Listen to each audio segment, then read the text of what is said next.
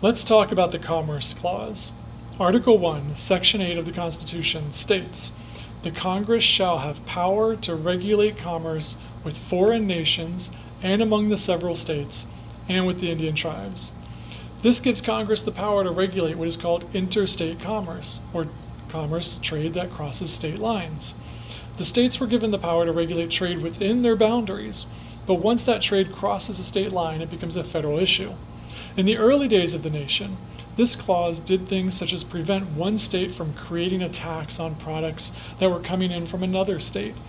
Allowing states to do that would create the potential for division among the states, as states could give preference to some other states and penalize other states. This actually happened back during the years of the Articles of Confederation. So when the framers wanted to draft a better document, the U.S. Constitution, the framers added the Commerce Clause, which gave the power to the national government rather than the states. Over time, though, the interpretation of the Commerce Clause has grown and allowed the power of the national government to grow as well, and grow it did. During the Great Depression of the 1930s, the national government started limiting how much food farmers could grow and sell on their farms. The purpose of this was to limit the supply of food and thereby raise prices and help the farmers make a living. Well, one farmer was growing extra crops for the purpose of feeding those crops to his own animals. The federal government stepped in and said he was breaking the law because he was growing more food than he was legally allowed.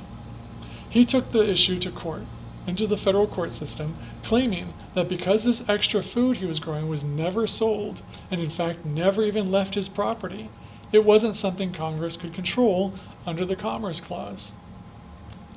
The case went all the way to the Supreme Court, which eventually ruled in the government's favor, saying that even though this farmer was not actually engaging in any interstate trade by growing food on his own farm and feeding it to his own animals, the Supreme Court said that this action still fell under the Commerce Clause, because by growing his own animal feed, he did not have to buy animal feed, which was sold on an interstate market, and therefore his actions affected interstate trade.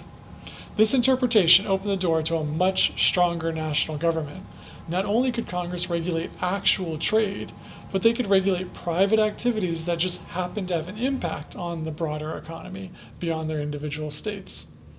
And in fact, this power became so strong for the national government that between 1937 and 1995, no law was overturned by the Supreme Court because it violated the Commerce Clause. Basically, the Commerce Clause had been interpreted to give so much power to the Congress that they could control all economic activities. But then in 1995, the Supreme Court did overturn a law that made it a federal crime to possess a gun within 100 yards of a school.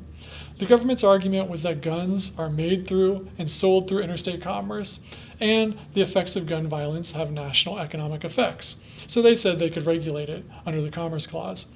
But the Supreme Court decided that was too much of a stretch, and the Commerce Clause did not give Congress that much power.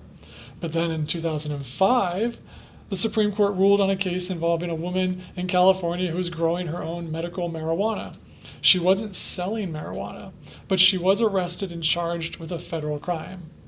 She argued that her actions were not commerce. Again, she wasn't buying or selling anything. But in this case, the Supreme Court ruled that the Commerce Clause did give Congress the power to regulate drug production. So, to summarize, what exactly counts as interstate trade or economic activity continues to be debated and fought through the courts, but the Commerce Clause gives Congress the power to create laws that regulate trade or economic activity that crosses state borders.